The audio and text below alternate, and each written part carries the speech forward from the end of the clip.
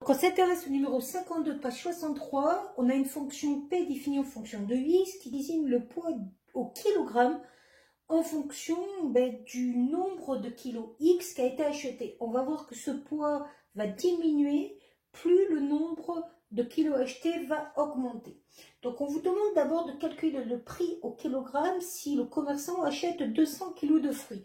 Donc en gros, on est en train de vous demander de calculer P de 200. Donc il y a juste à faire le calcul d'une image, 200 plus 300 sur 200 plus 100, ça fait 500 sur 300, c'est-à-dire 5 tiers. Donc 5 tiers, à peu près 1,67. Donc le prix est désigné en euros, j'imagine. Oui. Ensuite, on vous demande de calculer la limite de P de X lorsque X tend vers plus l'infini.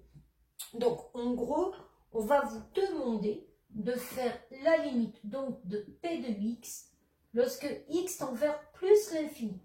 Là, vous vous rendez compte que si vous faites la limite du numérateur, ça fait plus l'infini. La limite du dénominateur, ça fait plus l'infini. On a une forme indéterminée, donc il faut lever l'indétermination. Pour lever l'indétermination dans ce genre de fonction, il faut toujours factoriser par le terme de plus haut degré en haut, de plus haut degré en bas. Donc, on va écrire P de X sous la forme X facteur de 1 plus 300 sur X sur X facteur de 1 plus 100 sur X. L'intérêt de faire ça, c'est qu'on va pouvoir simplifier le X. Et comme ça, ça va lever l'indétermination. Donc, il nous reste 1 plus 300 sur X, 1 plus 100 sur X. Et si on fait la limite de P de X, lorsque X tend vers plus l'infini, en utilisant ça, on se rend compte qu'on a 300 sur un infini, ça va tendre vers 0. Donc, au numérateur, il va rester comme limite 1 plus 0. Au dénominateur, 100 sur un infini, ça va tendre vers 0. Donc 1 plus 1, 1 sur 1 égale 1. On vous demande de donner une interprétation. En gros, on est en train de vous dire que plus vous allez acheter des fruits et que cette quantité de kilos va tendre vers l'infini, plus le prix au kilo va tendre vers 1 euro.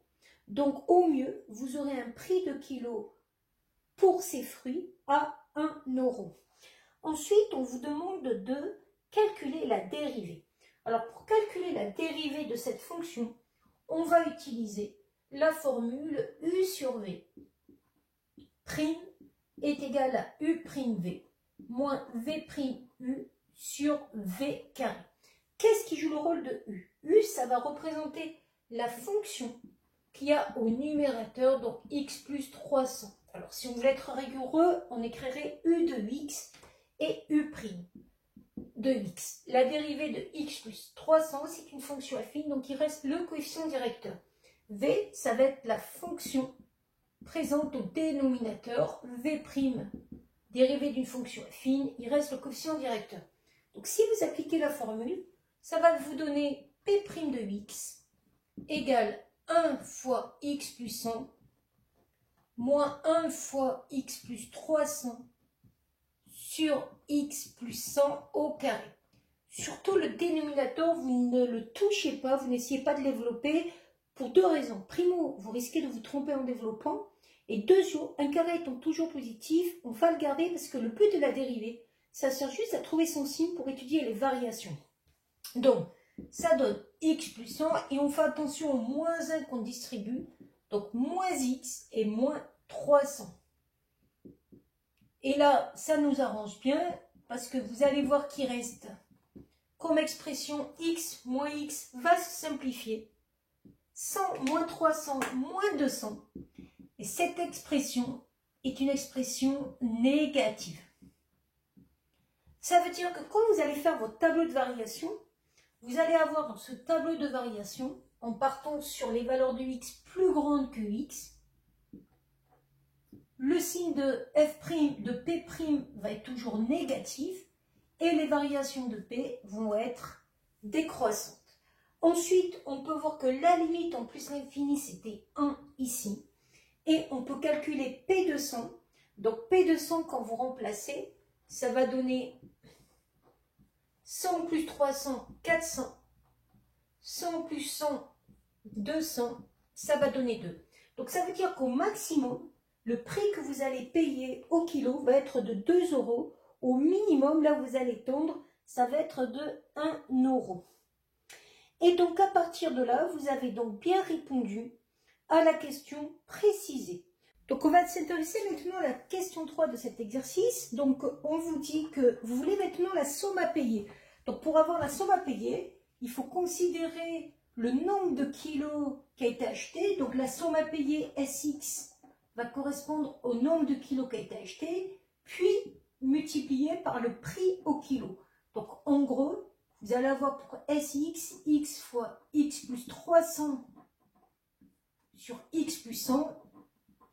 Et soit vous laissez comme ça, soit vous distribuez le X au numérateur en n'oubliant pas qu'ici c'est comme s'il y avait des parenthèses. Donc on obtient X au carré plus 300X sur X plus 100. Donc ça, c'est la somme à payer en fonction de X. Donc on vous demande la somme à payer quand vous achetez 200 kilos. Donc ça veut dire que vous allez prendre les 200 kilos et les multiplier par le prix appliqué à ces 200 kilos. Donc 200 kilos fois 200 plus 300, 500, 200 plus 100, 300, à peu près 333 €. Vous auriez pu aussi directement remplacer 200 ici, vous auriez obtenu le même résultat. Ensuite, on vous dit calculer la limite de S lorsque S tend vers plus l'infini. Donc si je regarde la limite de S lorsque X tend vers plus l'infini, je vais avoir ici une forme indéterminée. Donc pour lever l'indétermination, je vais avoir besoin de factoriser par le terme de plus haut degré au numérateur et au dénominateur. Donc là, c'était la question 3b. Et je vais donc faire la question 3c. Donc la limite de S de X, puisque c'est une forme indéterminée, puisqu'on a un plus l'infini en haut, un plus l'infini en bas, je vais la déterminer en factorisant par le terme de plus haut degré au numérateur. Donc X au carré au numérateur et le terme de plus haut degré au dénominateur. Quand je factorise par X au carré, ici il me reste 1. Et ici, quand je vais factoriser par X au carré, il va me rester 300X sur X au carré. Et je vais faire pareil en bas, 1 plus 100 sur X. Si vous restez comme ça, vous n'arriverez pas à lever la détermination. Maintenant, on va simplifier. X au carré divisé par X, il me reste donc X au numérateur. Ensuite, 1 plus X divisé par X au carré, il va me rester un X au dénominateur. En bas, puisqu'on a simplifié le X, il va juste rester 100 sur X. Et là, qu'est-ce que vous avez? Vous avez que ce terme-là, en l'infini, tend vers 0. Ce terme-là, en l'infini, tend vers 0. Ce terme-là, en l'infini, tend vers plus l'infini. Il va donc vous rester plus l'infini fois 1 sur 1. Donc la limite, elle tend vers plus l'infini. Concrètement, ça veut dire que quand vous achetez ce fruit, vous pouvez avoir une somme totale payée qui peut tendre vers plus l'infini. Ensuite, dans la question 3, on vous demandait de trouver, à partir d'un budget de 900 €, combien de kilos on va pouvoir acheter. En gros, on est en train de vous demander de trouver les antécédents de 900.